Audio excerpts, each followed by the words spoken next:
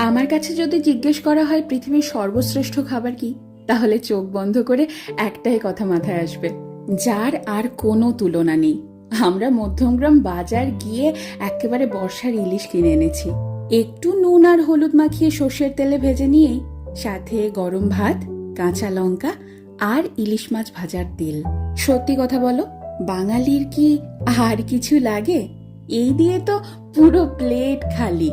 আমার মা যেহেতু স্কুল শিক্ষিকা, তাই অনেক সময় এমন হয়েছে ঘটা করে রান্না করার সময়ই পাইনি।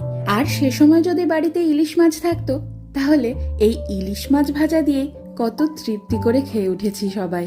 আমার এই বাড়িতে বাবা মা এসেছে, আর সেই তৃপ্তি করে খাওয়ানোর সুযোগটা এবার আমি পেয়েছি। আমার খাদ্য রসিক বাবা গরম গরম ভাত আর ইলিশ মাছ ভাজা নিয়ে বসে পড়েছে।